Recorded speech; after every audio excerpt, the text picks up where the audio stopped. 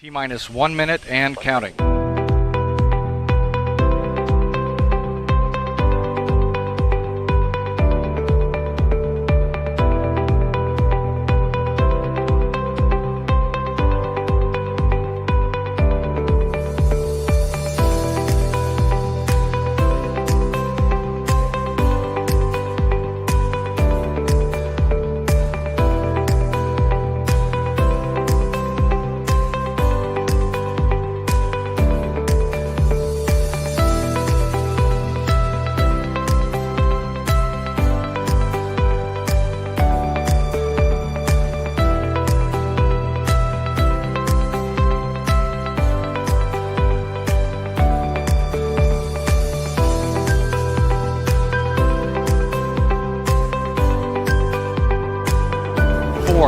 Three, two, one.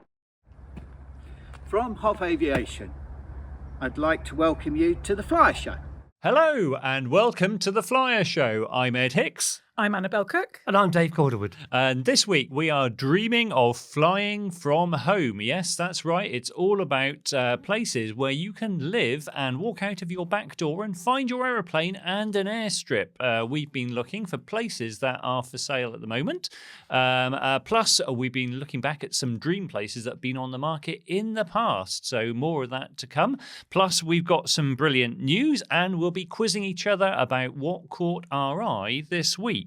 Don't forget, if you like what you see here, then hit like, leave a comment and subscribe to our channel because it all helps us out. But first, it's all about the SkyDemon top tip. And I think this week it's from Rob. Hi, I'm Rob from SkyDemon, and here's another top tip. After planning a route in SkyDemon, you'll notice the Warnings tab appear here. This is arguably one of the most useful features in the app, since it gives an easily digestible list of airspace which conflicts with your plan. Tapping the little binoculars icon here will zip the map over to the conflict, so I can make an adjustment. Now we have no problem with Bristol CTA, but Merrifield Mat has become a concern. Let's plan to fly over this one. Now it's removed from the list as well. Once you've worked down this list, you can be confident that your journey either avoids airspace or that any airspace interactions are deliberately part of your plan. For more information, check out our website www.skydemon.aero. Okay, well, I know one thing my SkyDemon would be giving me a warning about, and it would be like, Ed, do you know what you're doing? Does it do that every time you fly? It does. I've programmed it especially. But you must be fairly used to going around the Bristol CTA, Ed. I don't tour the Bristol CTA very often. It is a fun trip to do, though. You just stay just outside their airspace, then you don't have to talk to them. Not that they want to talk to you. But yeah, no, that's a fun little trip. I can recommend it. That'd be a fun trip to do in any weather, but today has been really cold down here at Wadswick. So shall we see whether this is going to continue for the next few days or whether we're going to start warming up again? Absolutely. Evening, folks. How cold is it? It's fantastic and very exciting to see a classic Arctic maritime airstream. I just love it.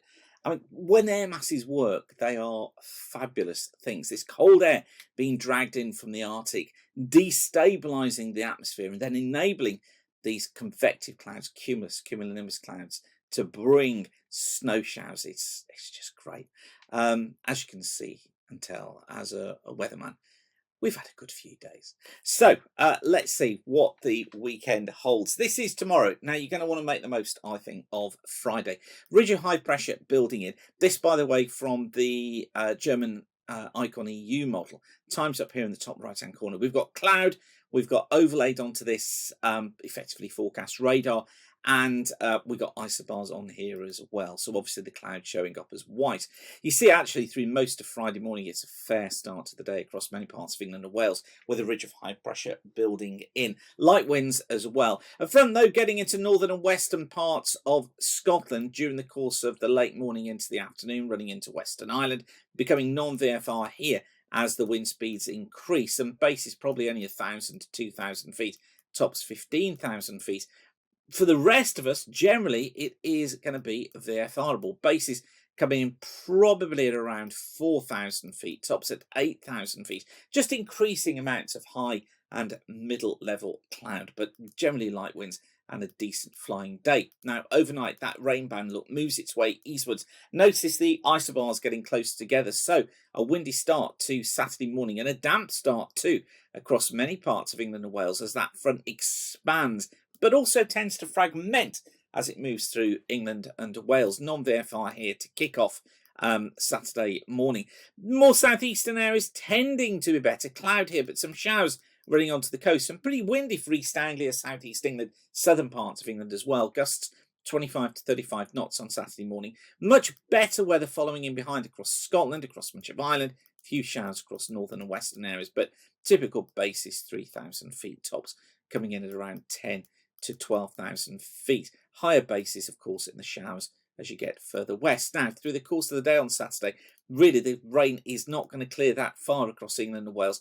Bit of uncertainty over what happens, but it looks like staying generally non-VFRable for much of the day. Still quite breezy East Anglia and the southeast.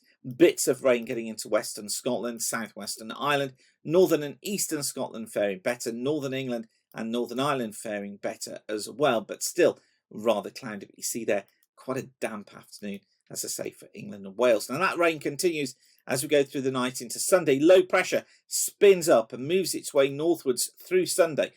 Uncertainty over exactly where it's going to be located on Sunday afternoon. At the moment, we think parts of England and Wales suffering most. Fronts wrapped around it, and they bring rain across eastern, southern Scotland, Northern Ireland, down through west and southwestern parts of Wales. Non-VFR here, and base is probably only 1,000 to 2,000 feet, excuse me, or less. Tops 15,000 feet. Few showers across these eastern coasts. Some heavy showers getting into England and Wales, and certainly running into southern coasts of England. Perhaps a little bit better for northeast England, but generally, I'm afraid it's not looking particularly brilliant for Sunday either. So I think make the most of Friday if you can. Now, what are you doing on the Tuesday evenings of the 2nd and the 9th of December? You need to get yourself to Aviation Weather School Part 1. I'm going to be running my live online course. It's presented by me right the way throughout over these 2 consecutive Tuesday evenings. This is for everybody, regardless of your experience, from pre-PPL right the way through to commercial pilots. My aim is to get you understanding the weather more, to take you beyond that PPL or ATPL net. And to build your confidence in your own ability to be able to understand the weather and to forecast the weather and to use forecasts from official sources. I'll get you planning 5 days in advance, and I will get you flying more and get you flying more safely. Book your place now at weatherschool.co.uk. All you do, go to Aviation, click on Aviation Weather School, the live online course. You'll find all the information that you need there, and you can book your place by just clicking on the right hand side. It would be absolutely super to see you there. Okay, leave you with that for now. Have a safe flying weekend. Thanks again for watching. Keep the sun shining, and bye for now. Okay, should we take a look at what's news this week? Dave, I think you're first. Yes, I am. Yeah, there's Trig Avionics got a bit of news. They've unveiled the TT23. This is a new compact Mode S transponder, smaller and lighter than previous models. There are 2 versions of it, the TT23 with an internal GPS and the TT23 without a GPS. Okay. Yeah. The one with the GPS is going to cost £2,650. The TT23 with no GPS, £2,330. Now, it's the TT23 is a certified Class 1 Mode S unit with ADS-B out capability. And this is in their compact line, isn't it? This is the little 2 1/4 inch unit. That's right, yeah. And in fact, the outside of it, the control, the bit you see and you work, that's the same as the others. So you'll Okay, the little control head is the same as the Same- previous transponder. Yeah. I mean, Trig has said it's 15% lighter than earlier designs, making it suitable for aircraft where weight is a real issue. Yeah. And apparently there's an STC on the way to allow integration with popular third-party navigators. So as well as its own TN70, Trig's GPS or GPS things. the TN72. Yeah, That's it. Yeah. So operators not planning to fit an ADSB, it functions as a straightforward modus transponder. Okay. Yeah. Well, that sounds good, and I do like. The compact Trig products are brilliant, and like you say, for lightweight, it's one of the reasons I put one in the Cub. Yeah. They are fabulous and really popular little units. So great to see Trig pushing forwards on that. So who's next? I think that might be me, and I think that's that. There's some Skyfly news now. Skyfly, the British company that brought us the Axe eVTOL. We've spoken about that because this year they made the first eVTOL cross country flight. And they've taken their prototype to the States, and that's now in the hands of legendary test pilot Elliot Seguin, which is really exciting. So the Axe went across to the USA, partly for Oshkosh to raise the company's profile there, where it was. It certainly garnered a lot of attention because there were a lot of Americans going, "What the hell is this?" And also, they want to start flight testing in the US, partly for the better weather during this winter, and obviously, towards getting the aircraft approved in the US too. Elliot brings experience of flying with electric and fixed wing and rotary wing test experience, because obviously he's done a whole bunch of stuff for. He did Ampere with their electric eel, and I think I remember he flew that in the UK. He did at one point, and obviously he's flown the Skyrise. Skyrise, yeah.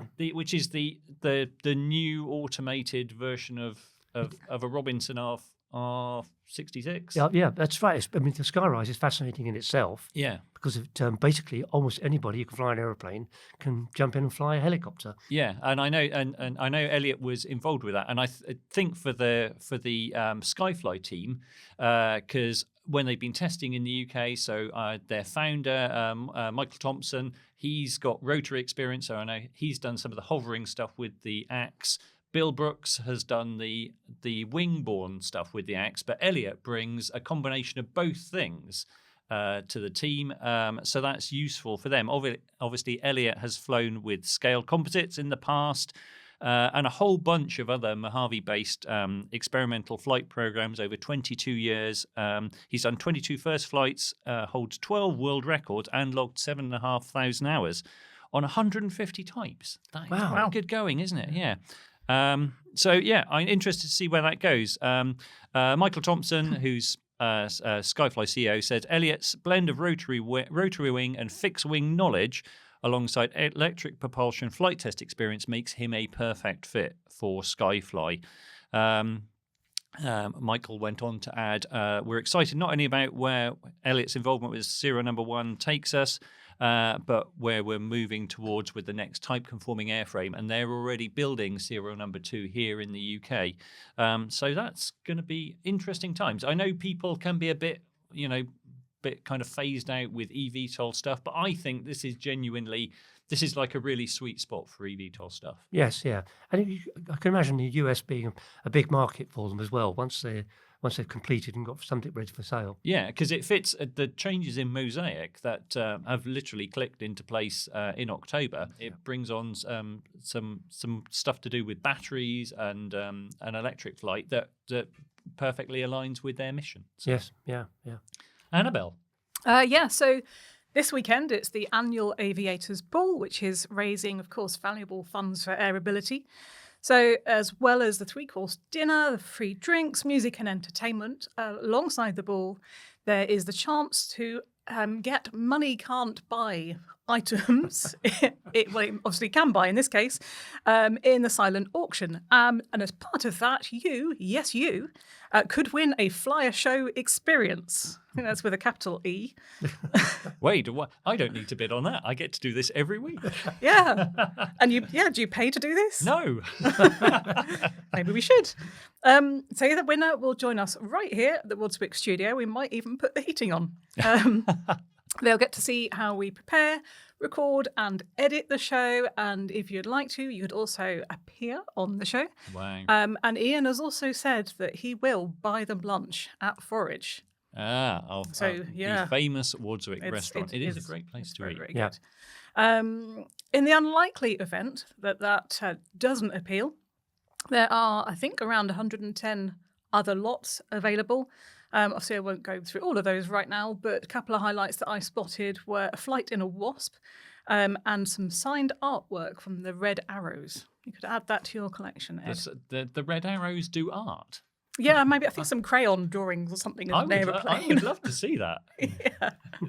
I'm very sad that there isn't a giant orange hand this year because I bid on one, I think 3 years ago. That was your chopper product, wasn't it? It was, yes. Yeah, the giant orange hand from a Chinook display team. I feel like I need a matching pair, but second one hasn't come up. So Airability says, whether you're joining us at Bull or bidding from home, every bid will help Airability to continue changing lives through aviation. Browse the prizes, place your bids, and keep checking back as we get closer to the night of the ball. Fantastic, and it's a really it's fundraising for Airability is there's not many better charities. There's probably no better charity really. So actually, they were recognised this week by the King. They were, of course. They Congratulations. They won a King's Award for voluntary services. Yeah. I mean, great work. So anything that can help raise money for the work that they do is a good thing. And I think if people go to the Airability Ball, they will get to meet the famous Annabelle Cook. Notorious. Yes. Yeah, I'll be there. Ian actually quite often goes, but this year he'll be at Pilot Careers live in Rome, won't he? Okay, so you're fly a flag. Oh, no. That's not good. Happy to do that if I can have the company credit card, Ian, thanks. Okay, yeah. So earlier we talked about the dream of flying from home, and we've been looking around at places that you can buy. So buy a house and you get some land and for a strip and space for a hangar.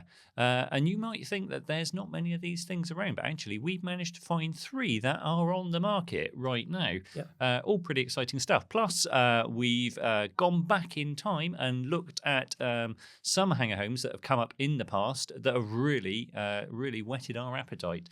Dave, I think you're going to go first, aren't you? I am, yeah. My practical choice of the first one is near Udimore in East Sussex. I think that's how you say it. Right. Udimore. East Sussex. East Sussex, yeah. I can say that bit.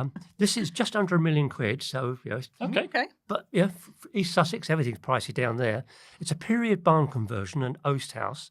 It's got stunning, great views of somewhere called the Tillingham Valley. Okay. Which, even though I'm from the southeast, I don't actually know that. You're missing out, Dave. Yeah, 12.5 acres of gardens and pasture land. It's even got its own vineyard as well. Okay. Yeah, I'm in. Yeah, I'm in. Yeah. But most importantly for us, it's got a private airstrip with an aircraft hangar. The strip is just 300 metres long. I'm out.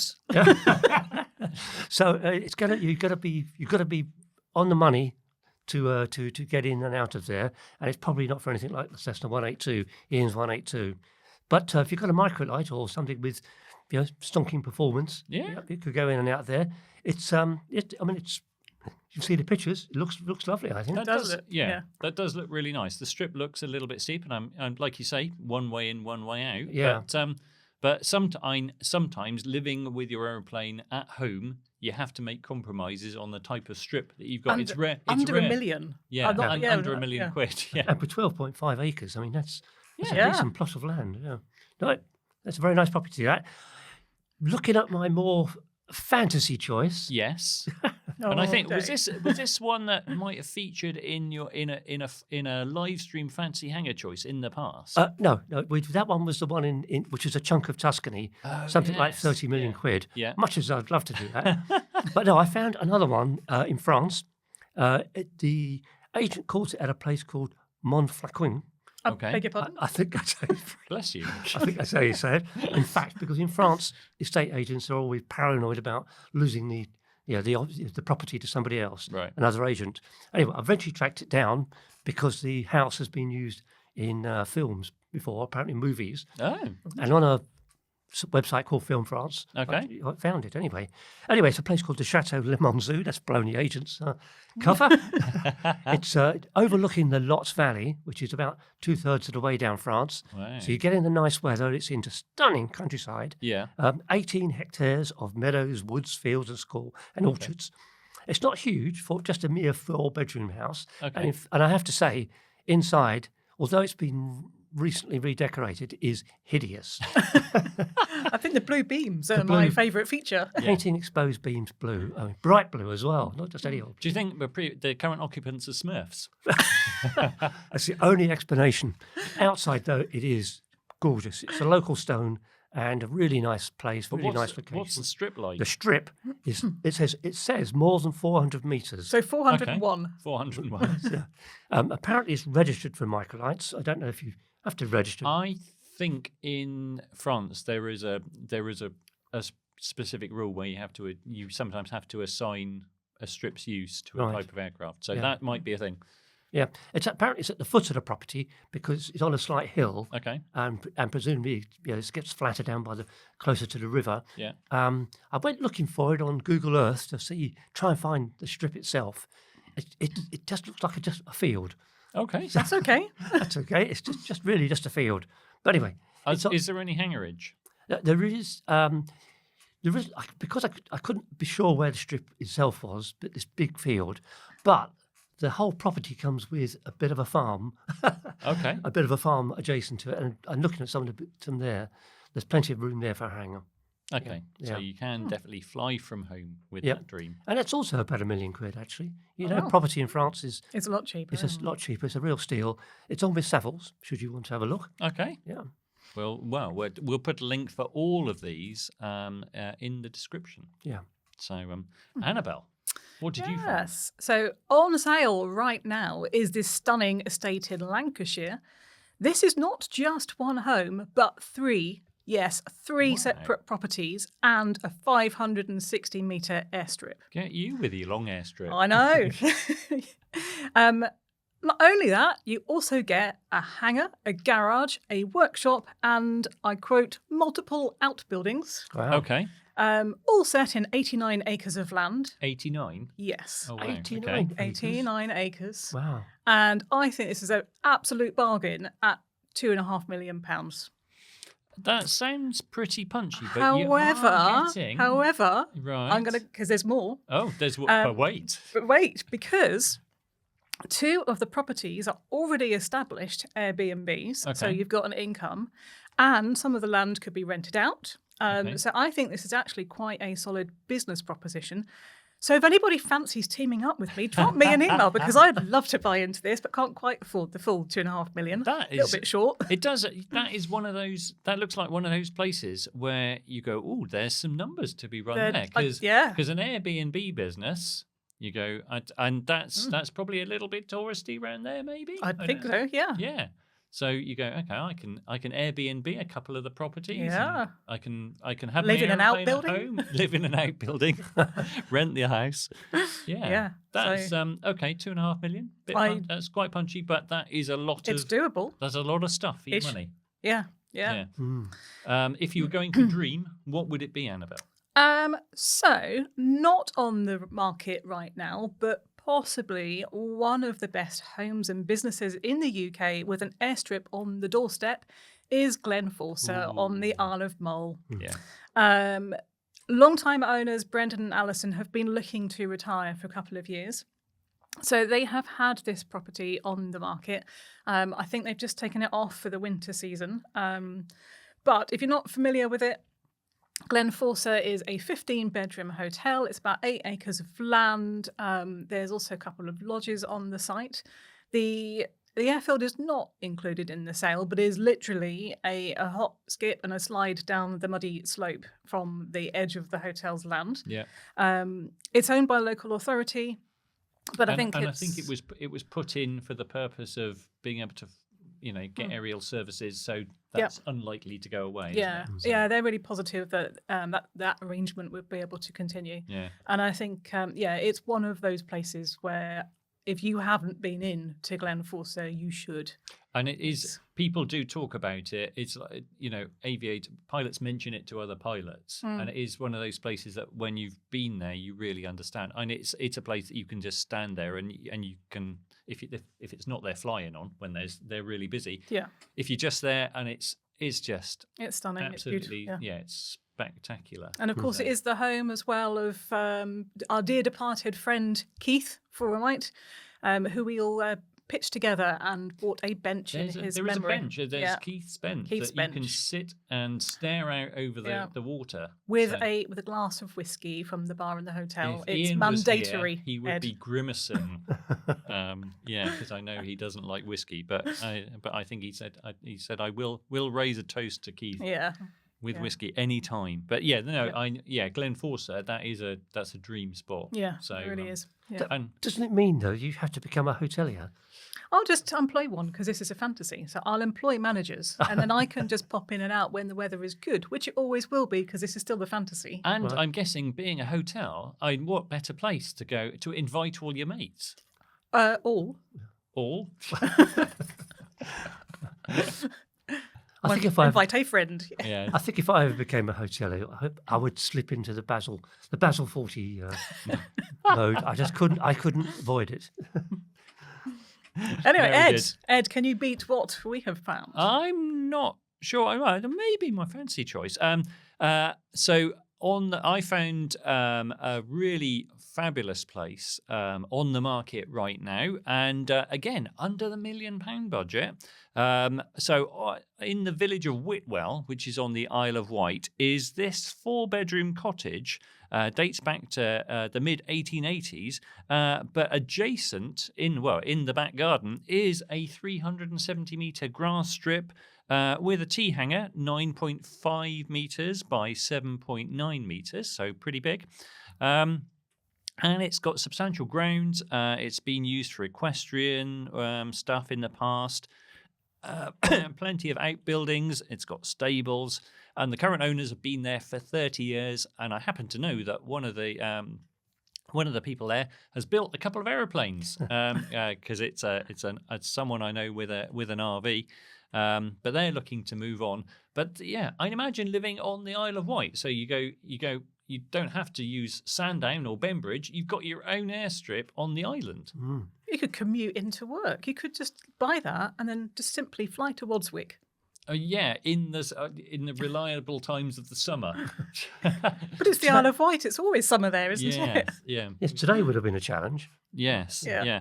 Yeah. So that's on the market for 895k. But yeah, I know that's kind of cool. An island home with an airstrip.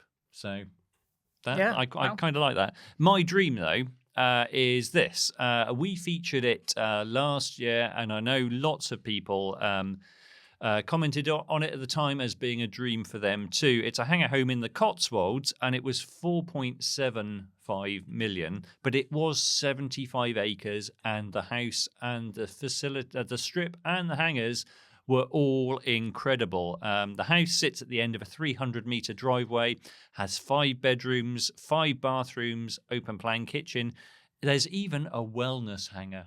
A wellness? What? I'm not sure. I can totally get behind the idea of wellness hangar, but I'm thinking whatever the wellness hangar wasn't my idea of a wellness No, wellness hangar. is just opening the hangar and there's an aeroplane. Exactly, yeah, and tools and other stuff. Ooh. I'm guessing it might have been to do with wellness activity like yoga. Yes. All the aviation facilities, so runway, 3 hangars. Puppies. Yes, under complete ownership and control of the owner of that estate. So it's yours to do with what you please. 750-metre runway that's well drained, and it was advertised as operable all year round. Had full planning permission and had a certificate agreement with HMRC for flying overseas and all of that. Wow. Kind. I know that did change hands. Some lucky person managed to buy that. But that is just a stunning place. You'd feel like you'd died and gone to heaven if you'd lived there. To be honest, I'd be I'd be happy just living in a hangar with my Oh, airplane. Ed. I know. I'd sometimes look at the hangar homes that you see in the States, where it's literally a hangar, and then the second floor above the hangar is like a bungalow, and that would be. I think I would love that kind of thing. And I know in the UK, there's the guy who does hangar homes. You will know his name, Peter Day. Peter Day. He's proposed a whole bunch of hangar homes like my simple dream, hasn't he? So, He has, yeah. I mean, he's still fighting. Well, fighting's not really the word. He's still negotiating with Ferrum to build them at Solent Airport. yeah. Not sure that's really going to happen down there, but he's making much better progress in Northern Ireland. He's had some luck over there, hasn't he? Yeah. And it's Gillian, I think that's where he's. And they're welcoming him, and the local authority, more to the point, is welcoming him as well. So hopefully they'll make progress there. Yeah. So I think it's one of those things. Unfortunately, large scale hangar home options in the UK are probably always going to be a bit of a pipe dream, but there are places that you can buy and fly from home, and I think they're just. I don't know any aviator that doesn't, that is cold to that idea, because I think it is just a dream, isn't it? So yeah. So have you seen anywhere that you can you can fly from home? Maybe you're lucky enough to fly from your own home. Tell us about it in the comments. Or if you want to go into business with me up at Lancashire. yeah. Become an Airbnb baron with Annabelle. So you're getting good vibrations from that idea. I'm getting the excitations, Dave.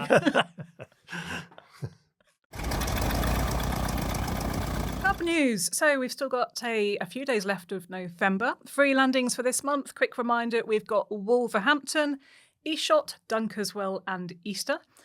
For December, I've already got Carnarvon lined up. And I'm hoping, we've already had about £550 worth of free landings this year. yeah. I'm hoping to get that over the 600 mark by the end of December. That's a chunky saving. That's money. Yeah. I mean, if you were in the market for like an A&R headset, that's money you could spend on that instead. Yeah. Yeah. Or just a couple of tanks of fuel. Yeah. Keep it simple. Coming up for the Fly Club webinars, I'm arranging something on icing with Nigel Webb. And of course, Fly Club members can get all past webinars on catch up. So most recently, we had our good friend Edward here talking about Very formal. talking about air-to-air photography. Other recent ones, we had Dr. Frank Furton on lifestyle changes to keep you flying. And Green is, of course, doing us one on forced landings. They're a good back catalogue to dip into, especially in if the weather's not so It's a bit flyable. pants. Yeah. So, all of that for just £60 a year. And where do you have to go? You have to go to flyer.co.uk/. membership. Brilliant. Okay, so it's that time of the week where I ask the question, what caught your eye? And I'm going to go to Dave first. Well, actually, I'm probably cheating a bit, but I've got two things that caught my eye this week. What? And you've got props as well, by I've the got looks props, of it. and this is the first thing that caught my eye. It's a It's a turbine blade. It's a turbine blade. It's yes, broken. It was it's not broken. This is how it's It's got holes in it. Look, it's got exactly yes, but this is the No, but that's not. this is the impressive talk amongst thing. yourselves. The impressive thing about a turbine blade is that they get very, very hot, obviously, and it has You air don't passing. say. I'm surprised at It that. has air passing through it Okay. to cool it down, cool down the tips, which is the bit where it gets very hot. I can nerd about this. So, did you know that the melting temperature is actually higher than the hang on, let me just Hold get on. my The run into my brain. temperature is higher than the melting temperature Yes, of the blade. But it's because it's actually made from a crystal. It's grown as a crystal. That's why it doesn't melt. Single crystal technology. It's very cool. Yeah. Anyway, Anyway, why have you got a turbine blade? well, in I the cup. spotted it. I spotted You it on, spotted it in an engine and just, I'll have that. on Twitter, and Darren Loonton of Aerotiques Yes. was just promoting them, talking about how wonderful turbine blades are, and I just thought he's basically sold it to me. Okay. Guess how much that cost? Well, it's And I paid my own money for this. you paid your own money. £45. It's quite small, so I'm guessing it was reasonably priced. $6.99. $6.99. Yes, the only thing I can think of doing with it, apart from standing it, Yes. is as a paperweight. But since we're all digital, Yes. You just put it on your iPad. Then I just, yeah. Do we know what it's from? It's an A320. An A320, that's an airliner. Isn't that like that's got a really big fan? Well- and this is a really tiny blade. Well, it may not be the whole blade. It may not be a part of it. Well, I did say it was broken, but you said it wasn't. Well, I don't know whether. Do you think it's like one of the little turbine blades from further back? Not the bit. It's It could clearly not the big fan. I just read the ad and bought it. That is, and they are. We'll put some photos so that you can appreciate the tiny details in this blade. But yeah, you wouldn't believe that it was quite so intricate, would you? No. So, and did you say you had something else? I did, yes. I have to be very quick. So excited about this. Nothing else? No other props. Is No. it going to be just going to go, and I have this rabbit in my pocket? So the other thing I spotted this week was that the Royal Aeronautical Society. Yeah. They had their light aircraft design conference, and they announced the winners of the last Design competition. design yeah, competition.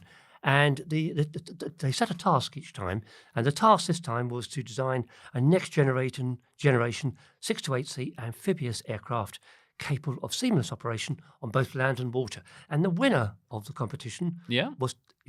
I'm trying to get this right. I know this is going to be a pronunciation It's gonna be a challenge, because I've pronunciation. seen this in the past. Yeah. This Team Bihongo.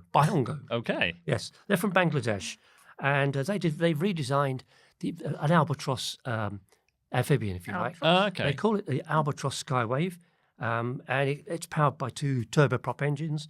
It's got the usual things you might expect on one: V-shaped hull, retractable gear, and wingtip floats. And this particular, because they're from Bangladesh, which frequently suffers from flooding, Okay. it's actually got some real relevance to them. Okay. Yeah. So There's been quite a lot of activity about bringing back the Grumman Albatross. we've seen a few different news stories over time, haven't we? So, Yeah.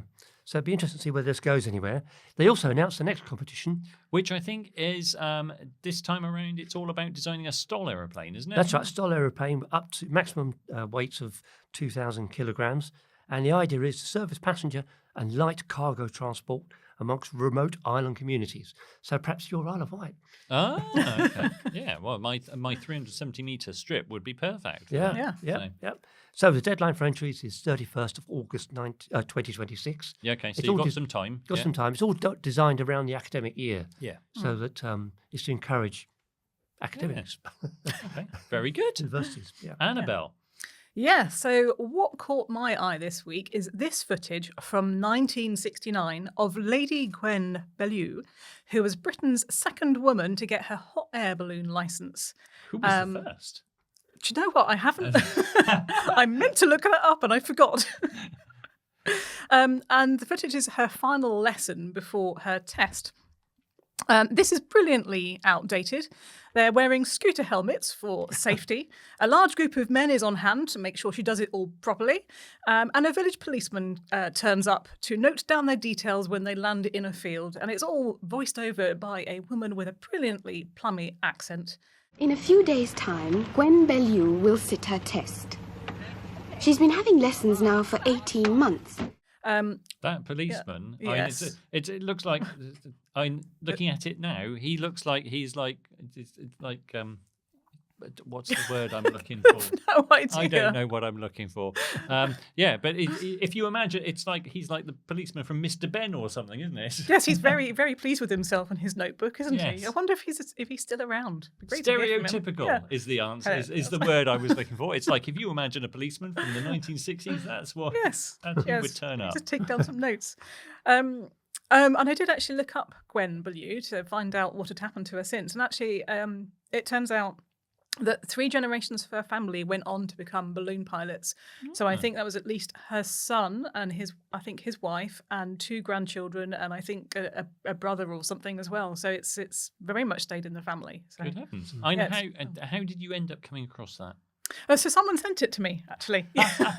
Hey, Annabelle, check this out. Yeah, you'll like this. It's got a woman pilot in it and some fantastic voiceovers. Very But good. yeah, Yeah, no, that it's about 6 minutes long. It is definitely just worth a little watch. It's fun. The scooter helmet in a balloon Yeah. is a good is an intriguing look. Yes. Yeah. Yes. Very Ed. good. Me. So last week, you might remember, I got all excited because Doesn't take much. Yeah, I know. I live a sheltered life, but I had spotted the Chichester Mars leopard in the Farnborough 1990 footage from the BBC, and while I was doing some follow up on that, I stumbled upon this, and I think this would have caught the hearts of many a GA pilot because it was penned by Stelvio Frati, the Italian designer who brought us the Falco and the SF-260. So it turns out that Frati dreamed of a two-seat jet spore plane. Imagine a Falco in jet form. You're having a giraffe. I know, yeah. And so if you imagine that, you're probably there. So Frati did have some history with designing jets. He designed the Procare F400 Cobra and the Primavia Jet Squalus, both beautiful, well, but quite beautiful designs, but weird names. But this F1000 concept was just real pretty looking, and it was under development around about early 2003. It's got an engine on the rear fuselage, like you see, that protects the jet from the ingestion of foreign objects. And the engine, while not named, was in the 750 to £1,000 of thrust category. Sadly, apart from this one picture and a line drawing that I found, there's not very much other info about this. But I think that is a real beauty. And if that had been, that's the kind of thing you'd shut down and leave on the flight line. And as you walked away, you turn around and look back and go, my God, that's nice. I think you can say that, but all Falco, all of Frati's designs are all, well, it's Italian design, isn't it? It's beautiful. But jets can sometimes be cannot be, they're not the most beautiful of things. Ian was a bit cruel about the Chichester Mars Leopard last week being a bit angular, but this is a real, this F1000 from Frati, I would have loved to have seen that built because that is a real pretty aeroplane. Yeah. I remember when Diamond were fooling around with a single engine jet. There was a time, wasn't it? It was a revitalised time of everyone being obsessed with very light jets, wasn't it? Yeah, but Diamond finally admitted that actually making a single engine jet, as opposed to a twin, was really difficult. Where do you put the engine? Yeah, it's just not an easy thing to do. That's it. Yeah. So maybe that's why this F1000 from Frati remained a concept. Yeah. So anyway, so if anything that of what caught your eye has caught your eye, then tell us in the comments. And equally, if you've seen something amazing, tell us about it. Is it time for some events, Dave? Yeah, it's quite time of year, but there are a few. This Saturday in Rome, Italy, there's the Pilot Careers Live event. This is the last one of this year. Next year, we start all over again. Also on Saturday, there's a Christmas fair at the Army Museum in Middle Wallop. Yeah. Should you be over near Stowe Marie, the Great War Aerodrome in East Anglia, she starts today, Thursday the 20th, and goes through to the 4th of December. There's a Christmas lunch on offer. Okay, wow. Yeah, the next fly-in I can find is actually on 6th of December, the Christmas fly-in at Compton Abbas. I think I knew that was coming. That's a nice place to go for Christmas. Very much so. In December, so it just remains for me to say thanks to Dave and Annabelle for joining me, and thanks to you for watching, and also thanks to SkyDemon. We couldn't do it without their support. So we'll see you again next time. Bye. Bye. I'm actually crying already. Oh dear. Welcome to the crying show. Plus, we'll be taking a look back at some dream places that you can live with your aeroplane. Plus, some other stuff that I've forgotten. Join the Flyer Club today and save hundreds of pounds with your free landing vouchers. Watch insightful monthly webinars from our group of aviation experts and access all the online content on flyer.co.uk. From just £6 per month or £62 for the full year. You can meet new people, fly more and become a better pilot. Join today at flyer.co.uk/membership.